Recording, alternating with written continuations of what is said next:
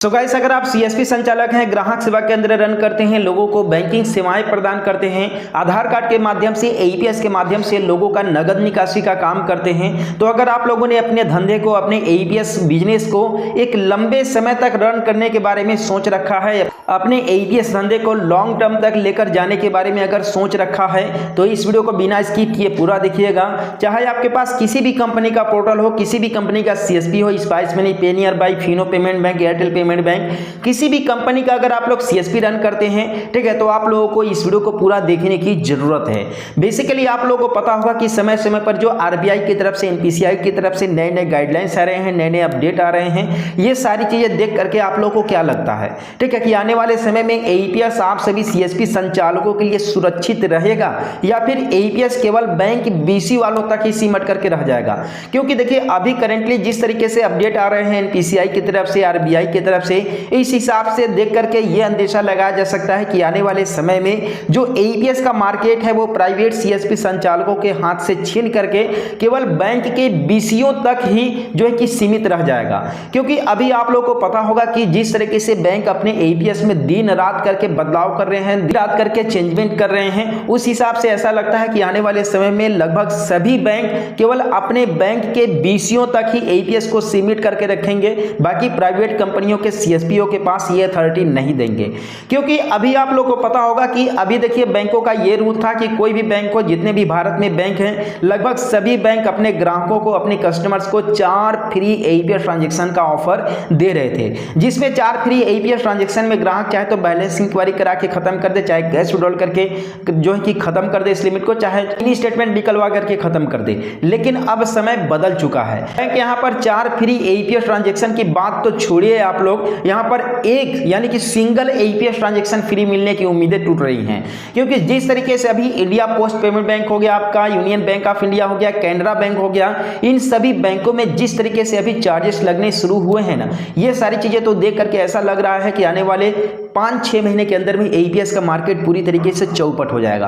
क्योंकि देखिए, पहले कैनरा बैंक ने सबसे पहले ये रूल लगाया था कि अगर कैनरा बैंक का कोई भी ग्राहक अगर पैसा निकाल रहा है, तो उस ग्राहक के खाते से जैसे ही एईपीएस ट्रांजैक्शन करता है ग्राहक, चाहे कोई भी ट्रांजैक्शन करता हो, चाहे बैलेंस इंक्वायरी कराए, चाहे मिनी स्टेटमेंट निकलवाए, लेकिन जैसे ही ग्राहक एईपीएस ट्रांजैक्शन करता है तो उसके खाते से तुरंत जो है कि लगभग 35 रुपए के आसपास जो बैलेंस है वो डिडक्ट हो जा रहा है यहाँ पर, ठीक है। ये काफी पहले से कैनरा बैंक में होते आ रहा है। लेकिन यहाँ पर दिक्कत होती है सीएसपी संचालक और ग्राहक के बीच में, क्योंकि जब ग्राहक के अकाउंट से पैसा जो है कि 35 रुपया करता है, 25 रुपया करता है, तो ग्राहक को ऐसा लगता है कि सीएसपी संचालक ने बढ़ा करके निकाला है, और यहाँ पर सीएसपी संचालक को काफी ज्यादा प्रूफ देना पड़ता है और काफी एडजस्ट करना पड़ता है। लेकिन ये तो देखिए, केवल कैनरा बैंक तक ही सीमित था तो ठीक था, लेकिन ये चीजें अब कैनरा बैंक से निकल करके अन्य बैंकों में भी आ चुका है। बेसिकली जहां तक फ्री ट्रांजैक्शन था, यानी कि कैश विड्रॉल पर केवल चार्जेस लगता था, वो तो ठीक है, लेकिन अब जो है कि ग्राहकों को मिनी स्टेटमेंट निकलवाने पर भी चार्ज देने पड़ रहे हैं। अगर यहाँ पर मैं इंडिया पोस्ट पेमेंट बैंक की मैं अगर बात करूं, तो यहाँ पर जो चार्जेस देना पड़ रहा है ग्राहकों को 20 रुपया प्लस जीएसटी, यानी कि अगर कोई इंडिया पोस्ट पेमेंट बैंक का ग्राहक अगर एक बार अगर जो है कि विड्रॉल करने के बाद, यानी कि महीने में केवल एक बार फ्री ट्रांजैक्शन करने के बाद जब दूसरा बार फिंगर लगाता है, ठीक है, तो उस ग्राहक के अकाउंट से जो है कि 20 रुपये प्लस जीएसटी करते हैं, कुल मिलाकर के लगभग जो है कि 24 रुपये के आसपास बैलेंस करता है। लेकिन यहीं पर जब इंडिया पोस्ट पेमेंट बैंक का ग्राहक अगर अपना मिनी स्टेटमेंट निकलवाता है, ठीक है, तो स्टेटमेंट निकालने के तौर पर ग्राहक के अकाउंट से 5 रुपया प्लस जीएसटी कट जाता है। और जब यहाँ सीएसपी संचालक प्राइवेट पोर्टल के माध्यम से जब ग्राहक का मिनी स्टेटमेंट निकाल रहा है, तो सीएसपी संचालक को कितना मिल रहा है? केवल 1 रुपए। लेकिन वहां ग्राहक के अकाउंट से कितना पैसा कट गया?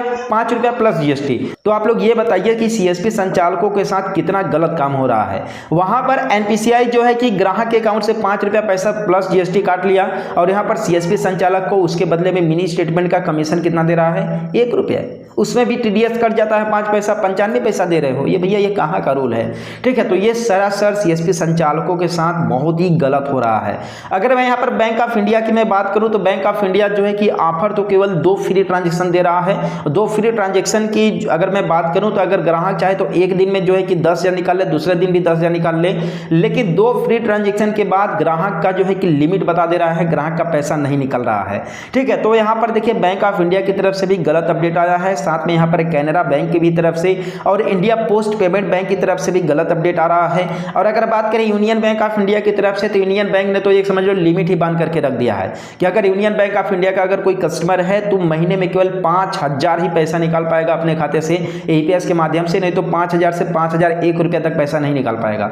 ठीक है, तो ये देखिए ये तो बहुत ही गलत काम है। इवन अगर एसबीआई की मैं बात करूं तो एसबीआई में अभी तक 9,500, 9,000, 8,000 तक पैसा निकल जा रहा है। बात अलग है कि 10,000 किसी का नहीं निकल रहा है, 10,000 में से 50 रुपया कम निकल रहा है तो निकल जा रहा है। यहाँ पर यूनियन बैंक ऑफ इंडिया ने तो एकदम बहुत ही गलत काम किया है अपने ग्राहकों के साथ, सीएसपी संचालकों के पास, कि 5,000 रुपया से ज्यादा जो है कि ट्रांजेक्शन नहीं हो पा रहा है। ठीक है, तो यहाँ पर बेसिकली अगर आप लोगों ने ये सोच रखा है कि आप अपने एईपीएस धंधे को, एईपीएस मार्केट को एक लॉन्ग टर्म तक या फिर लंबे समय तक लेकर के जाने के बारे में अगर आप अभी तक आप लोगों ने सोच रखा है तो ये सोच आज ही अभी ही उतार करके आप लोग रख दीजिए, क्योंकि एईपीएस का ये जो बिजनेस है बहुत ही जल्दी डाउन होने वाला है। और अगर अभी तक आप लोग केवल अपने सेंटर में केवल एईपीएस का ही काम करते हैं, दूसरा कुछ और जो है कि अदर मेल वगैरह नहीं रखते हैं, तो आज ही अपने दुकान में अदर जो है कि अदर काम करना शुरू कर दीजिए। दूसरे चीज का भी अपने दुकान में जो है कि इंप्रूवमेंट कर दीजिए, मेल रखना शुरू कर दीजिए। नहीं तो ये अगर आप लोग एईपीएस के भरोसे अगर बैठे रहेंगे ना तो कब आप लोग कंगाल हो जाएंगे इसकी कोई भी गारंटी नहीं है। ठीक है, क्योंकि जिस तरीके से अभी बायोमेट्रिक डिवाइस से रिलेटेड अपडेट आया है ये तो आप सभी को पता है। ठीक है, साथ में यहाँ पर अभी जो है कि बैंकों की तरफ से अपडेट आ रहे हैं, कोई बैंक फ्री ट्रांजेक्शन दे रहा है, कोई फ्री भी नहीं दे रहा है। बैंक ऑफ बड़ौदा की बात करें तो उसकी बात ही अलग है, किसी आईडी में अभी 1-2 ट्रांजेक्शन हो जा रहे हैं, बाकी ट्रांजेक्शन इसका भी नहीं हो रहा है। ठीक है, तो अभी तक आप लोगों को देखिए सुधरने की जरूरत है। आप लोग को जो है कि अपना अगर जो भी आप लोगों ने अगर एईपीएस से रिलेटेड ज्यादा उम्मीदें लगा करके रखा होगा आप लोगों ने, तो वो उम्मीदें आज ही आप लोग छोड़ दो। ये एईपीएस का जो धंधा है बहुत ज्यादा दिनों तक चलने वाला नहीं है। और आप लोगों को क्या लगता है कि आने वाले समय में एईपीएस बंद होगा या फिर नहीं, आप लोग मुझे कमेंट में बताना बिल्कुल मत भूलिएगा। तो मिलते हैं फिर किसी नेक्स्ट वीडियो में एक नए अपडेट के साथ।